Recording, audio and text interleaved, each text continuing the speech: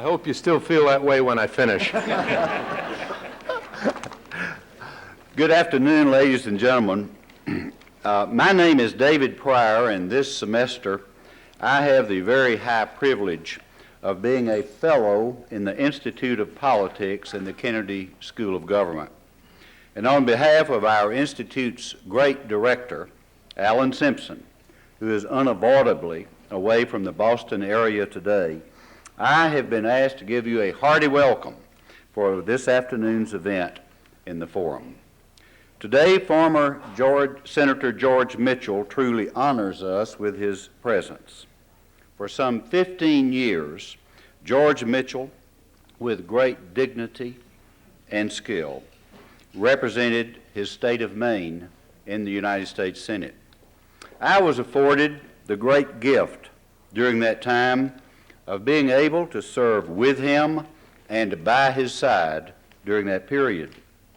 When Bismarck stated that politics is the art of the possible, surely he had this revered man of peace in mind. He has an awesome intellect, a unique clarity of expression, and an overwhelming humility. No one would dare say today that the peace settlement in Northern Ireland would have succeeded without George Mitchell. His skill, his unswerving fairness, but most of all, his inspirational commitment to peace. When Senator Mitchell left the Senate, I wrote him a note and, quote, I said, "There is no person in public life I have ever encountered for whom I have more respect and admiration." Today we welcome Senator George Mitchell, and now Dean Joe Nye of the Kennedy School of Government will more formally, and I must say more adequately, introduce this distinguished gentleman from Maine. Joe.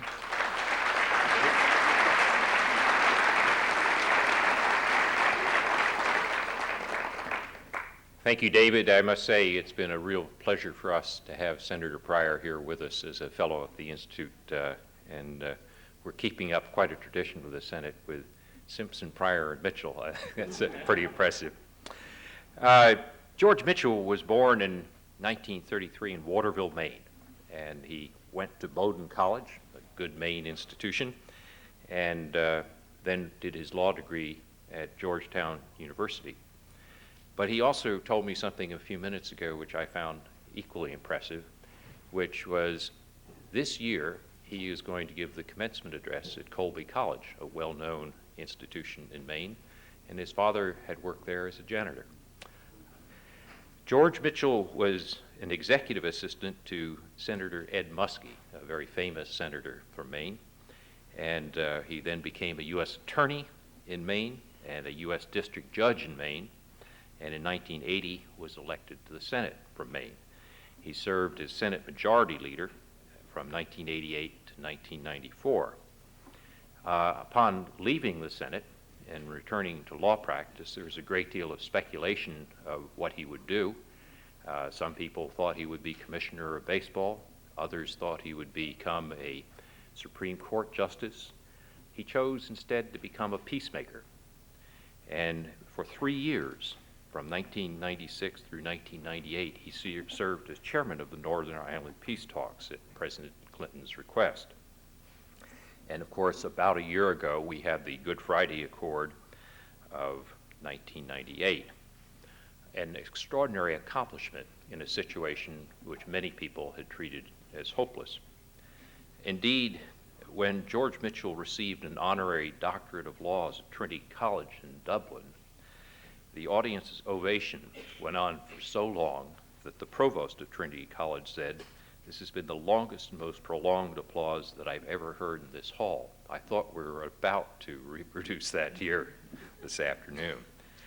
For his efforts, he's been awarded the Presidential Medal of Freedom, one of our nation's highest honors. And for those of you who have not yet caught up with it, he has managed in his spare time, whatever that is, to write a memoir of his work, which is called Making Peace, and that is going to be the title of his talk to us this afternoon. Welcome to the Kennedy School, George Mitchell.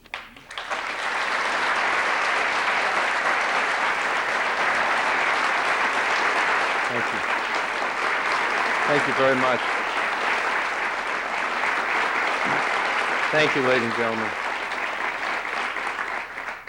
Thank you very much, ladies and gentlemen, for your warm reception. Thank you, Joe, for your introduction. Thank you, my good friend David Pryor, with whom it was a great privilege to serve in the United States Senate for more than 14 years. When I started out on this tour around the country to talk about Northern Ireland and my book in the process, my wife accompanied me on the first evening, and there were very generous and effusive introductions.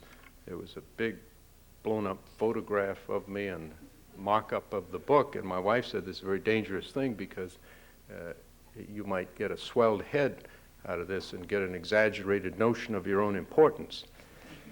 She then left, and I went on to the next night, which was in Stamford, Connecticut, a couple of nights ago at the Connecticut Council on World Affairs.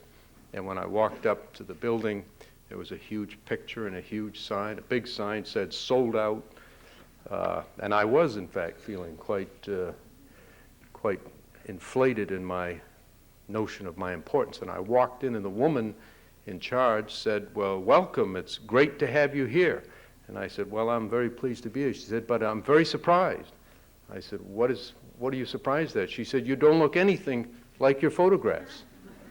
I said, "Really?" She said, "Really?" She said, you look nothing at all like your photographs." She said, "Well, here, look for yourself." And she took a poster and handed it to me. And it was a huge poster announcing a visit by Dr. Henry Kissinger. And so I don't know if my wife arranged it or it was the intervention of the Lord, but I was put in my proper place, and I thought about a similar comment today. I know Skip Humphrey's here. Skip is right here. In 1968, his dad was the candidate for president, and Senator Muskie was the candidate for vice president, and I spent that entire campaign working in Senator Muskie's behalf. And I remember then Vice President Humphrey saying often that flattery is like smoking. Be careful you don't inhale. I hope none of you noticed how deeply I was breathing during the introduction here, but it is a great pleasure to be here, and I will speak for a few minutes about my experience in Northern Ireland and devote most of the time to questions. I understand about an hour has been set aside for this program, but I want to assure you at the outset that I'm fully capable of speaking for the entire hour without interruption. One of the dubious skills that David Pryor and I acquired in the Senate was the ability to speak at indefinite length on any subject with no notice, usually neither possessing nor conveying any knowledge, but taking up a lot of time. Something at which we've become very adept. I do want to say that I miss the fact that Alan Simpson is near. Alan is a very good friend. We worked quite closely together for many years in the Senate on the Senate Committee on the Environment and Public Works, and I know he's doing an outstanding job here for you, Joe, and you're very lucky to have him. Ireland is a land rich in a history of poetry and literature, and so I thought it appropriate to begin my book with a quotation from a poem. And I'd like to begin today by repeating the opening lines of a poem written by someone who none of you have ever heard of, a young woman named Karen Woods, who at the time she wrote the poem was 14 years old, had lived her entire life in Northern Ireland. And it is one of the most moving poems I've ever read. It begins with these words. And the title of the poem is No Hope for Tomorrow. I am afraid afraid of the land that I live in, that I was born in. The ground I tread each day resounds with shots and with screams, with tears that have never ceased flowing. I have never known peace. Sadly, those moving words described accurately life for many in Northern Ireland during the quarter century that has come to be known as simply as the Troubles. During that time, savage sectarian strife filled that beautiful land with fear and anxiety. Thousands were killed, tens of thousands maimed and injured. More importantly, the souls and hearts of every citizen were scarred as a result of the tremendous outpouring of grief at the widespread violence and the pervasive fear. The long and tangled and often tragic history of Ireland and its relationship with Britain is too complex and rich in detail for me to recount here, and so I'll make no effort to do so. Nor will I make any effort to explain in detail the provisions of the Good Friday Agreement reached just a year ago, because that too would take more than the entire hour. Rather, I'd like to just describe briefly, in a very summary and necessarily overly simplified way, some of the circumstances that led to the agreement, and then say just a few words about the relevance of my experience to we Americans. After spending most of this century in a state of non-cooperation and often overt disagreement, the governments of Britain and Ireland concluded about a decade ago that if there was to be any hope of bringing to an end the periodic outbursts of sectarian violence which affected Northern Ireland, that it would have to begin with them. I believe that in all of the discussion and the analysis and the commentary about the Good Friday Agreement, there has been insufficient credit given to the British and Irish governments who did come together, who put aside decades of hostility and began a process that they intended would permit a negotiation, including all of the relevant parties, in the hope that out of that could come an agreement for peace and political stability and reconciliation. It was not a partisan issue in either country. The prime ministers of different parties, most recently John Major, and then Tony Blair in Britain, and Albert Reynolds, John Bruton, and Bertie Ahern in Ireland, combined to make this process possible over many domestic, political, and other obstacles. When they were able to get agreement to begin a negotiation in June of 1996, and the prime ministers invited me to serve as chairman of the negotiations, I accepted with some anxiety. I was aware of the seeming impossibility of the task and of the daunting requirement of bringing together people who had no history or experience of cooperation. Indeed, many of the principal political leaders had never met. Several of them had been shot, several shot at. Several of them had served lengthy prison terms for partaking in the violence that plagued the country. But I felt I could do nothing other than help because I reflected on the experience of my own life. My mother was an immigrant, my father the orphan son of immigrants. Neither had any education. As Joe said, my father was a janitor. My mother was a textile mill worker. But along the way, I and many fortunate people like me received many, many helping hands. And my father, although not educated, was wise and taught me, and I've since told young people in my home state of Maine many, many times, that those who are fortunate in life have an obligation to assist those less fortunate, and every human being has an obligation to help others when in a position to do so. And so when asked to help, I accepted that it was in the land of my father's heritage was merely a coincidence, fortuitous but just a coincidence. That I could help was what mattered. We began the negotiations in June of 1996. They lasted much longer than anyone expected, nearly 2 years. For most of that time, there was very little hope of progress. It is a measure, one of many, of the difficulty that we experienced in the negotiations, that although 12 parties were eligible to take part in the negotiations, the two governments and 10 political parties of Northern Ireland, at no time, not for a single moment, were we able to get all 12 in the same room at the same time.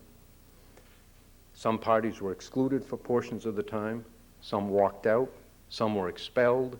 It was the proverbial revolving door, and it was extremely difficult to gain traction and momentum in the discussions when the parties were changing all the time, and when there was accompanying the process a steady drumbeat of violence intended to destroy the process, to so inflame passions that the negotiations would be terminated.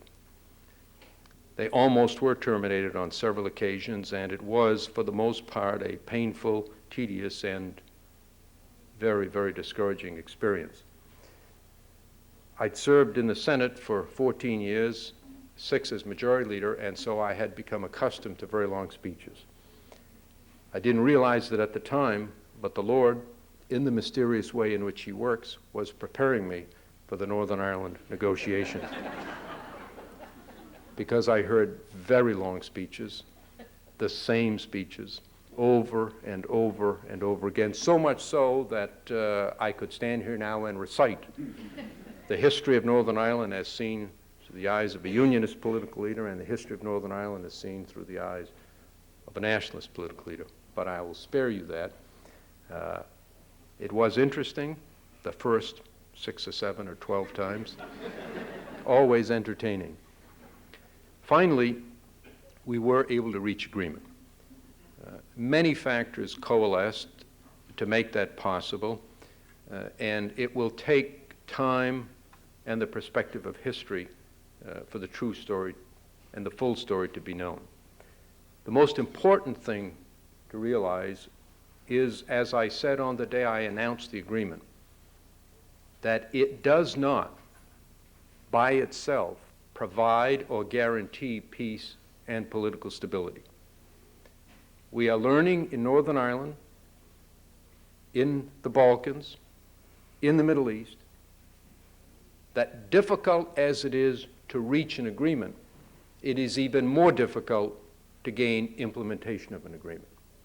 Getting people to do what they promise is harder than getting them to promise to do. It requires patience, perseverance, tolerance, understanding, and a total commitment to the cause of peace on the part of the United States, its leaders and its people, and on the part of those involved in the process. I want to say a positive word about politicians, because very few are heard here or anywhere else these days. The political leaders of Northern Ireland have been much maligned, and some of it is deserved. But in the end, they made it possible for this agreement to be reached in extraordinary, difficult, and dangerous circumstances, in a situation in which not just their political careers, but their very lives and the safety and security of their families were at risk. They took an enormous step in coming together for this agreement. Try as they might, the opponents of the process and of the agreement have failed to bring it down. And the huge pending tragedy is that disagreements among the supporters of the agreement on its implementation could cause it to fail and thereby return Northern Ireland to the cauldron of bitter sectarian strife that so scarred the country over the previous quarter century. I told the participants recently at a meeting that history might have forgiven the failure to get an agreement, since few thought it possible. But once an agreement was reached, history will never forgive the failure to implement it on the part of those who supported it. And so the current difficult issue, that of decommissioning of weapons by paramilitary organizations and of commencing the executive, their cabinet, and the government, is now being considered. The government's proposed a joint agreement last week. The parties will resume negotiations on the 13th of this month, and I hope and pray that they will reach an agreement and find a way forward. And I trust that they will, because the alternative is simply unacceptable. Before concluding, I'd like to say a few words about some of the things I feel are relevant to we here in the United States. I'm asked often, is there anything I learned there that's transferable to conflict elsewhere? Some of the lessons are unique to the situation in Northern Ireland. Others are universal. There's one very important point that I learned there that I think is universal and indeed goes beyond situations of conflict. On the very first day that I set foot in Belfast, the very first time I had ever been in Northern Ireland, just over 4 years ago, I was taken to see a huge structure which is known there as the Peace Line. It's a 30-foot wall which physically divides the two communities. It goes right through the city, right through streets, right through buildings.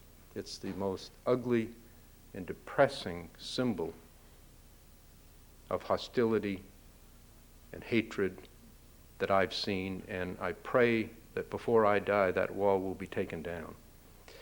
In the morning, I met on their side of the wall with a group of Catholics. In the afternoon, with a group of Protestants. They lived but a few hundred yards apart, but they might have been on different planets. To my surprise, they delivered essentially the same message, with charts and graphs, very powerful presentations. They're articulate orators in Northern Ireland. They told me many things. Included among them is that there's a very high correlation in the urban areas of Northern Ireland between unemployment and violence. They told me over and over again that in some of those urban areas, in working class neighborhoods, as many as 1 out of 3 of the males are born, live their lives, and die without ever having held a job and without ever having a chance to get a job. Despair, lack of opportunity, lack of a sense of participation in the community is the fuel for conflict and instability everywhere. And we are not immune in this country. Hope and opportunity, a chance for a decent life, is essential to stability and a successful society anywhere. And as great as things are in this country, and they are great, we have much, much more to do in that area. Right now, in our cities, trapped in our urban ghettos, are many young minority youths who don't have a chance, who won't have a chance, and who we've got to see to it do in the future have a chance, lest instability find its way into our own society. You will not be surprised to know that the unemployment rate in Kosovo before the conflict began was 70%, that in some parts of Northern Ireland it was 50%, that in some parts of the Middle East it's 60%. There has to be hope, there has to be opportunity, there has to be a chance for every person not only to earn the income to support families, but to gain the psychological reward of having something meaningful to do in and with their lives. Otherwise, they're much easier prey for those who preach violence, for those who preach non-democratic ways to resolve political problems. Finally, I'd like to say a word about what I believe to be the basis of American strength. It is perhaps not the right time, with bombs presently falling in Serbia. Perhaps for that reason it is the right time. We are the most powerful military force in all of history, the greatest economic power in the world, and we have become so accustomed to using that strength to advance our objectives that many Americans have come to believe that these are the principal sources of our influence in the world. And some of our leaders think that our rhetoric should be as loud as our weapons. Well, economic strength and military power are essential, and they must be used when necessary and appropriate. But the United States was a great nation long before it was a great military power. And that is because the ultimate source of our strength lies in our ideals. The founding principles set forth more than 2 centuries ago, which commit our society to the primacy of individual liberty, to equality of justice for all, and to equal opportunity for every one of our citizens, whatever their background, whatever their circumstance. That is what people the world over look to. That is what they aspire to. And that, in the end, is the source of our strength. The United States played an important role in Northern Ireland, not a primary role. The primary role was that of the British and Irish governments and the people and political leaders of Northern Ireland, but an important role, even though secondary, and we did it without dropping a single bomb, without spending a single American dollar, because President Clinton made a commitment to place that problem high on the agenda of American concerns and remained constant and steady in the pursuit of peace there, and because we maintained our involvement consistent with our principles, the highest principles to which humans can aspire, and that to which we must continue to search, not just here, but all over the world. It was a difficult and demanding task for me, but in the end, it was the most rewarding thing I've ever done. And I hope and pray that it will not have been in vain, and that there will be a durable peace in Northern Ireland. And I'd like to close in the way that I close my book, with a few words about my dream for the future. When we reached agreement, we had been in negotiations for 2 years. We had been in almost continuous session for 2 weeks, and we had not stopped for 40 consecutive hours. So everyone was totally exhausted and very emotional. And after the agreement was signed, I met for the last time with the men and women who had done the negotiating, with whom I'd been so close over that time. And I said to them that for me, the Good Friday Agreement was the realization of a dream that had sustained me through the most difficult years of my life. Now that it had been realized, I have a new dream, and it is this. Someday I will take my young son to Northern Ireland, and we'll travel around the country visiting what is one of the most beautiful landscapes on earth and basking in the warmth of some of the most generous and warm people on earth. And then one day we'll go to Stormont, to the Northern Ireland Assembly, and we'll sit in the visitors gallery there and watch and listen as the members of the Northern Ireland Assembly debate the ordinary issues of life in a democratic society: education, healthcare, tourism, agriculture. There will be no talk of war, for the war will have long been over. There will be no talk of peace, for peace will be taken for granted. On that day, the day on which peace is taken for granted in Northern Ireland, I will be truly and finally fulfilled. Thank you all very much for your attention.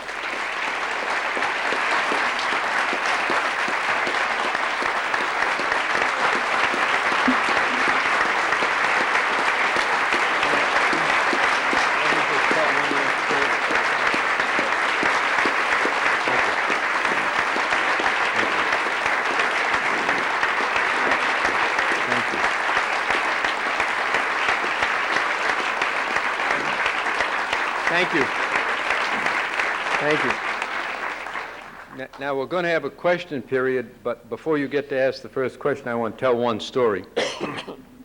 As you might expect, I've done this often, speak and answer questions. David Pryor and Alan Simpson would tell you, when you're in the Senate, you return home on weekends and you go before various groups in your home state and you speak and answer questions. Well, the last time I ran for re-election, it was in October, about a month before the election. I was invited to speak at a high school in a small town in northern Maine. So I got in my car and I drove 3 hours to this small town, and I went into the school, and I'd done it many, many times before at schools around the state.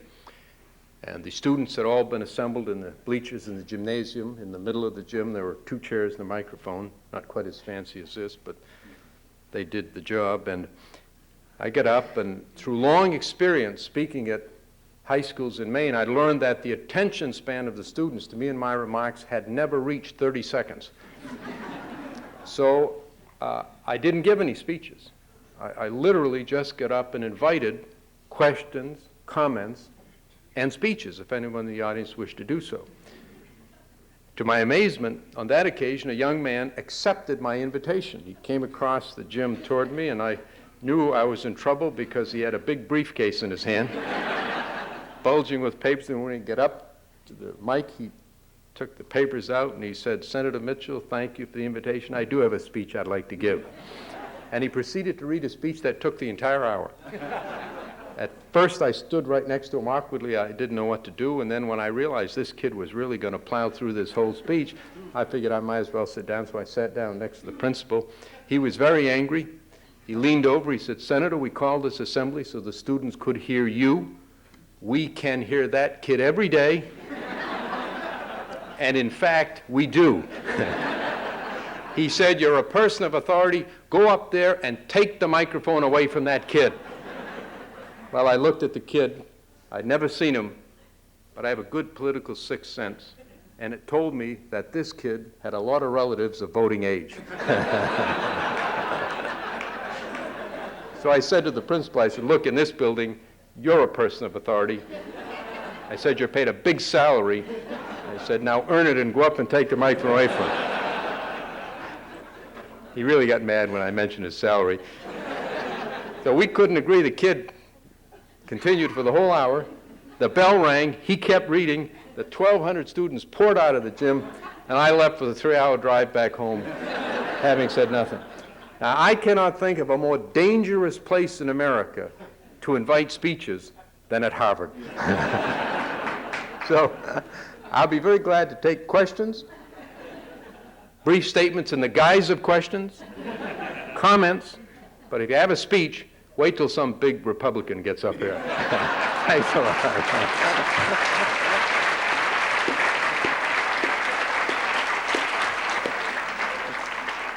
You pretty much set the ground rules, Paul. Just read. We have 2 mics on the floor, 2 in the balcony. We'll rotate among them, and 1 question per customer, and they will be questions. Please identify yourself as you address your question. Senators, thank you so much for coming. My name is Anish. I'm a sophomore at the college, and I will not pain you with any speech. My question is that peace is a very subjective word. At the base level, it's just a state without war. As someone who embodies the word yourself, I was wondering if you could give us your definition of peace and at what cost it should be attained. It's impossible to answer the question with any degree of specificity because each conflict is different, and what seems unjust and inappropriate in one circumstance may be just and inappropriate in another. I do know this, that although you accurately describe peace in its most basic form as the absence of war, that is not something to be lightly regarded, particularly in societies which have known long and debilitating wars. In Northern Ireland, I'm asked often when I believe there will be genuine reconciliation. My opinion, and it is merely that, and it is of an outsider, is that it will be a very long time. I recall the visit to Bosnia that I made in 1992, just after the fighting concluded between the Serbs and Croats. I visited a small town and was taken on a tour by the mayor there. About half the population had been Serb, half Croat. When the war began, the Serbs gained the initial advantage, occupied the town, and burned down every building owned by a Croat. The tides of war changed, and toward the end of the war, the Croats regained possession, and in retaliation, they burned down every building owned by a Serb. So when I went through, every single building in the town had been destroyed, and I said to the mayor, it's hard for an outsider to tell who won. I asked him, how long would it be before Serbs and Croats could again live together in peace in this village? He said, we will repair our buildings long before we repair our souls. You can rebuild a building that's been destroyed by a bomb. You can replace a burned-out car. But changing what's in people's hearts and minds, particularly when it is the accumulation of hatred and distrust that has been built up over centuries, is very difficult to do. It cannot be done in the absence of that basic peace, because conflict exacerbates emotions. It creates fresh grievances that in turn create demands for retaliation or, in its rawest form, revenge. And so I think that the initial phase of the basic peace, the absence of war, is critically important. And I think the end of genuine reconciliation is just as important, but very much harder to achieve. Senator Mitchell, my name is Nasser Fazal, and I'm a scientist here in Cambridge. I'd like to know that I've been hearing in the press that your name has been mentioned as a presidential candidate, and I also heard that you have been declining. Can you comment on that why you will not propose yourself as a candidate and why you keep on declining, even though there are lots of people who would like to see you run? Thank you. Both statements are accurate. And I thank you very much for asking a question. It's always heady stuff to hear your name mentioned in such a way, but I again decline. I believe that we have, despite the difficulties of recent years, an abundance of good candidates in both parties, men and women who have the capacity to lead the country well in troubled times. And although I haven't made a decision as to who I'm going to support, I think that any one of several people in either party could serve our country well. And I think that I hope and expect to continue in public service.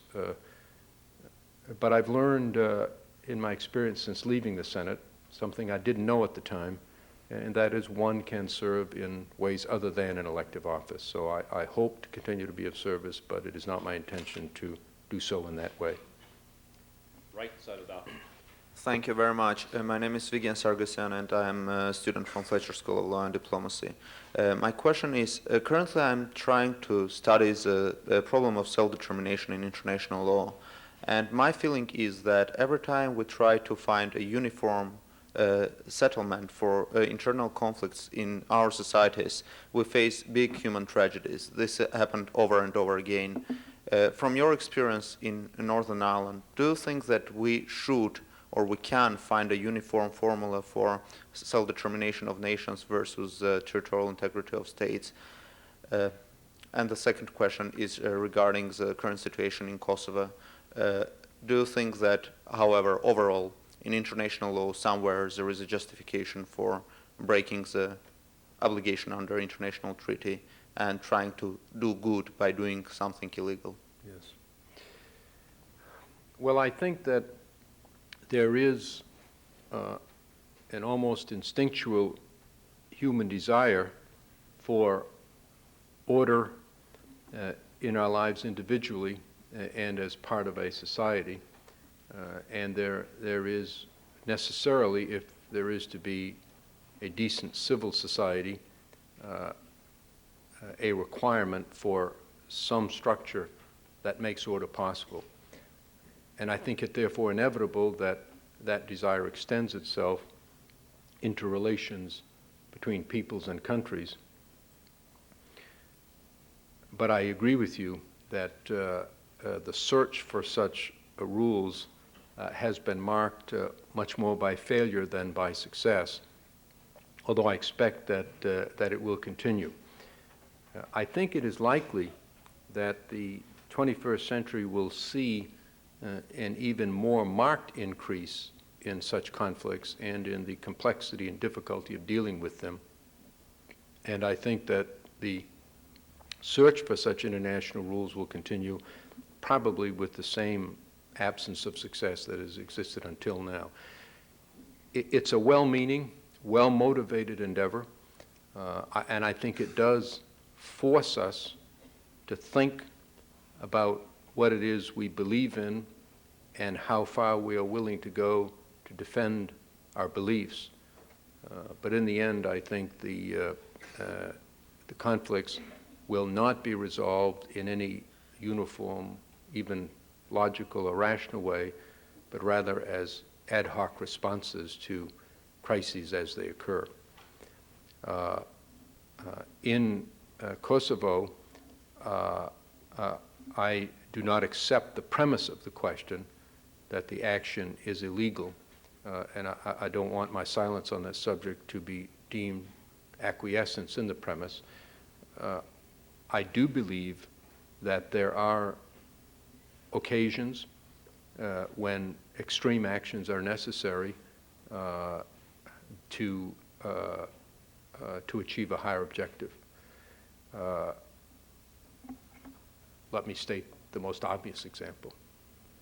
The Helsinki Accords of 1976, one of the great achievements of the past half-century,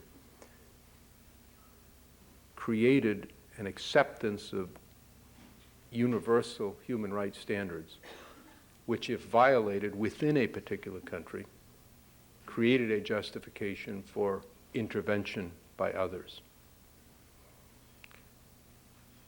That was seen as a response to the legal situation which existed during the 1930s and 1940s, when the legal argument was made that there was no justification, under international law, for intervention in what were defended as internal matters within Germany. Is there anyone among us today who would accept the argument that if that terrible circumstance were replicated, that a legal argument that there was no basis for action or intervene would outweigh the moral imperative of acting? I think to ask the question is to answer it. So I think it is the most obvious example. Now, you would, if you had the opportunity, would follow up with a very logical and difficult question, well, then how do you make the judgment? The answer is that, as in so much of human affairs, it is impossible to prescribe precise rules of behavior to which one adheres at all times, no matter what the circumstances are. And judgments must be made, individual judgments and collective judgments in a society. So I think we do the best we can to pursue a rule of law, even recognizing that there are circumstances in which the law fails, and the importance of action overwhelms any legal constraint. Rare, but possible. Left balcony. Thanks. Hi. My name is AJ Chaudhry. I'm a doctoral student here at the Kennedy School. Thank you for your message today and the work in your life for humanity. It's an honor to address you. I don't have a speech, but I accept the invitation. Oh, you're doing good so far.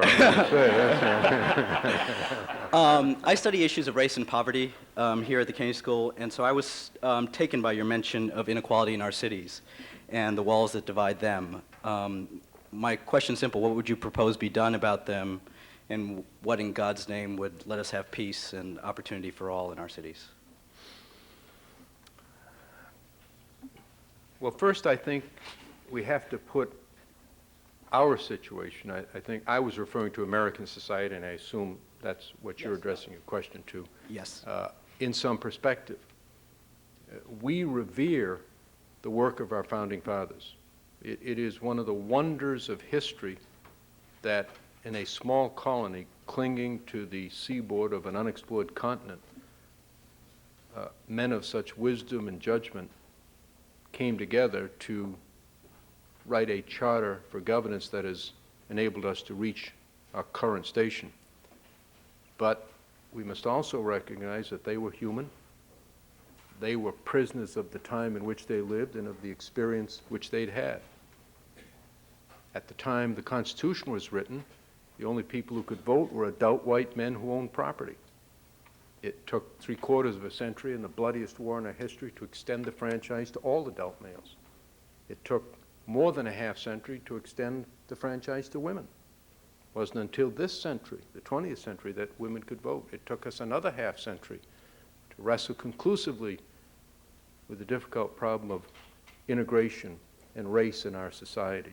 And we're now undergoing a further redefinition of civil and human rights in the whole struggle over sexual preference and tolerance. So I think American history has been marked by a commendable effort to continuously redefine and expand our definition of human and civil rights to the betterment of our society and to opportunity for individuals. To say that is not to diminish the magnitude of the task ahead. I mean, there still is racism in our society. There still is discrimination in our society. It is an ideal, not a reality, that all men are treated equally in our society. All women are treated equally. They're simply not. And it affects every aspect of our society. I think the greatest need in the 21st century, I think the greatest challenge to the leadership of our country, not just the political leaders, but all of the leaders, is to redefine and remake our system of educating our people in two ways. First, ask yourselves, why is it that the United States has what is indisputably the finest system of higher education in the world, beginning with, but not limited to, this great institution, and at the same time has a system of elementary and secondary education which is indisputably not the finest in the world? Is there anybody here who believes that the elementary and secondary system of education in the United States is the very best in the world? I've asked that question of hundreds of audiences. I haven't had a single American raise their hands. Why is it? Why are we able to commit such resource, innovation, intelligence, and practical skill to the art of higher education, and are such failures in the area? Perhaps even more important, because it's a larger number. Remember, fewer than 1 in 4 Americans now goes through college. Now, the second area, which is directly related. We live in an age of technological marvel. If I asked each of you to stand and say what you think is the greatest technological development of the past century, I wager there would be almost as many different opinions as there are people here. Let me tell you mine. We have learned in just the last few decades, really within the lifespan of almost every person in this room, that what happens in the earliest months of a human being's life can have a decisive impact on that human being's capacity for ultimate mental and physical development. Good care, good nutrition, the early opportunity for intellectual stimulation can create a potential that might otherwise not exist. So we've been spending a lot of time trying to help the kids to go to college. I myself created and spent a lot of time on a scholarship foundation in my home state. And yet, in fact, in reality, all across this country, especially in our urban areas, young people are entering school with their capacity for growth permanently constrained. And all the scholarships in the world aren't going to make any difference to them. Ask yourself what that potential is. If every child in America had the highest level of care, nutrition, and early intellectual stimulation, ask yourself what contributions could be made to our collective well-being if that potential were realized in every human being. We have to redefine education. It doesn't begin anymore in kindergarten, it begins at birth, because good health is essential to the capacity to absorb information. And if there's one thing we know, the 21st century success will be defined as the receipt, processing, and dissemination of information and knowledge. And so I think we need a whole new revolution in the way we look at education and individual growth and development. This is a very long answer, and I apologize, but this is very important to me, and I thank you for giving me a question that marginally let me give this speech. In 1994, I was very much involved in healthcare reform, as was David Pryor. I visited many healthcare institutions. One of them was the Tampa, Florida General Hospital, a very fine institution, general hospital in a large, diverse community. As I walked through the pediatric ward, the pediatrician said to me, "Senator, over there are our million-dollar babies." And she pointed to a row of incubators along the wall where a number of infants were at the time with their parents. Knowing I was coming in the hospital, it invited the parents to come in. So they asked me to go over and talk with them. The overwhelming majority were young women, many unmarried, many minority, most uneducated, and the one thing they had in common, was that each of them had not seen a physician between the time of conception and the time of birth. Now, I have a daughter of childbearing age. It is unthinkable to me, unthinkable, that if my daughter becomes pregnant, she would not see a doctor between conception and birth, and I'll bet it is unthinkable for every person in this room. And yet what is unthinkable for us is the reality of life for millions of Americans. And every one of those babies was born prematurely, of low birth weight, now struggling to survive at enormous cost to society and probably a potential, at least, burden on society for the remainder of their lives. What if those women had had the kind of thing that everyone here just takes for granted? Decent care during the time of pregnancy. What if we reduced the number of million-dollar babies? We would save money, have healthier kids, a better society in the long run. To me, it's incredible and inexplicable that we permit this to happen, and I think that's the greatest challenge. Redefining what we mean by education and making a totally new national commitment to the view that education begins at birth and begins with care, and to try to establish and realize the potential that exists in every human being in our society.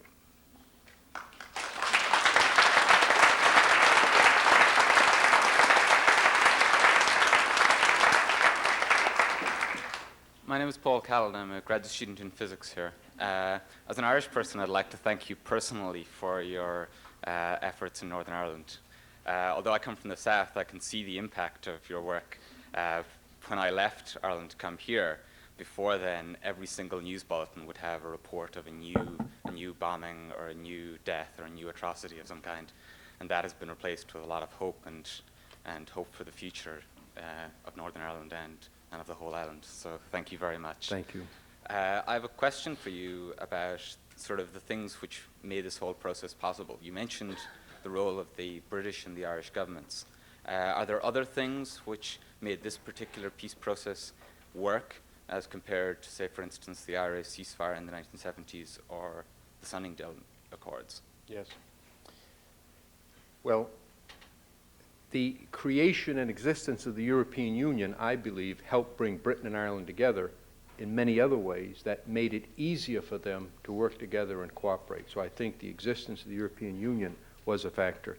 Second, the dramatic changes in Irish society, with which you will be much more familiar with the tremendous economic growth, which incidentally, digressing again, not to be repetitious, is the product of a major decision by the government and people of Ireland to reinvest in their system of education 2 decades ago, and they're reaping the benefits of that right now.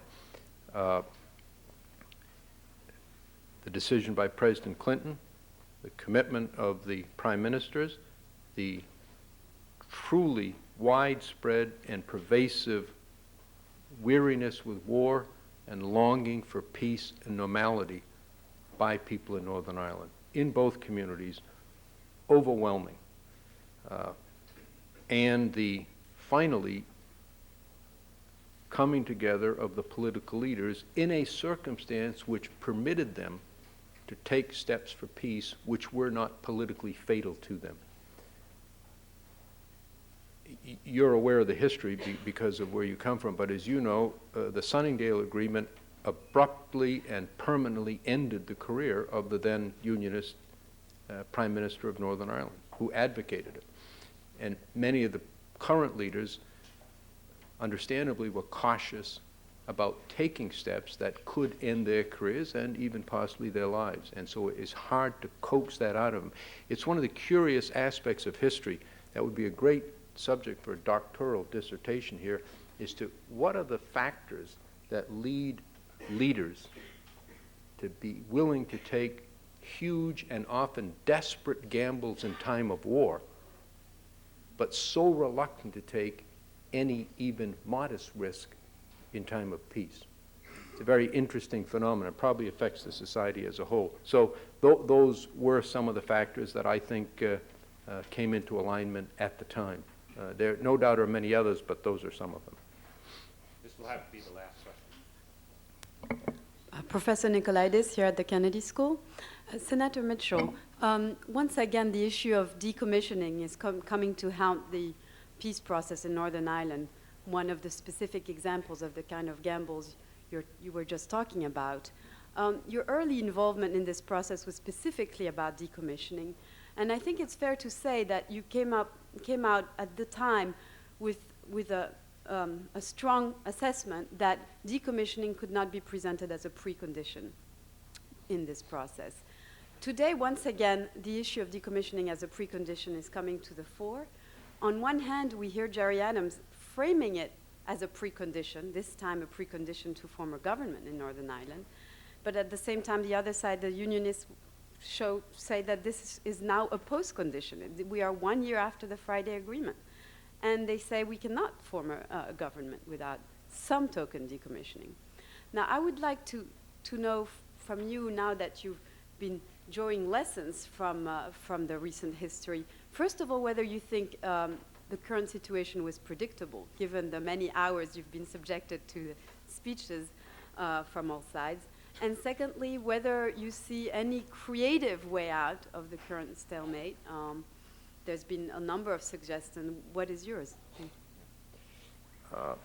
Yes, it was predictable, and indeed was predicted, precisely because, as you quite accurately pointed out, it was a major subject of controversy prior to the time negotiations began. Now, I want to be clear about one thing. The question we were asked to answer was whether decommissioning should be required prior to entry into negotiations. That was the policy of the British government at the time. We concluded that the government rightly wanted both negotiations and decommissioning, but it could not have both. And we made a recommendation which was for parallel negotiation and decommissioning. The negotiations were held, and no decommissioning has yet taken place. The agreement commits the parties to seeking total disarmament within 2 years from the date of the agreement. The principles of our report, which, because I was an author, came to be known as the Mitchell Principles, are quite clear in requiring the total disarmament of all paramilitary organizations independently verifiable. So the present issue does not deal, present issue isn't whether there should be disarmament. There's a commitment to disarm. Issue is when and in what sequence with other events. And that's the difficulty. It would be unhelpful to the participants wrestling with this very difficult issue for me to begin rendering opinions on what they should or shouldn't do via television across the ocean. And so I have refrained from making any public expression of what I think the precise formulation should be to get through this problem. I will say that the governments, trying hard in a very difficult circumstance, have presented a plan which, it seems to me, should form a basis of going forward either as proposed or as modified as the parties agree in proceeding. I don't want to go beyond that because I'm not involved in the negotiations, and I know very well from my own experience you really have to be in the middle of it to be fully informed. It's sufficient to say that I believe deeply that they can reach a way around this, that this is not an insurmountable obstacle, and this should not be the cause of the failure of this process. Now, that puts a huge burden on the political leaders, and they've got to figure out a way to do that, but I believe they can. Certainly, it is no more difficult than reaching agreement was. The agreement was fraught with many problems, not just this, but many, many others that are, some of which are as or even more emotional and controversial than this one. So I believe that the parties can and that the parties will find a way around this. And I apologize, but I don't think it would be helpful for me now at this distance to try to make a precise prescription of the way to do that. Please join me in thanking Senator Mitchell both for his speech but for his work. Thank you. That was great. That was great. It was very, very impressive.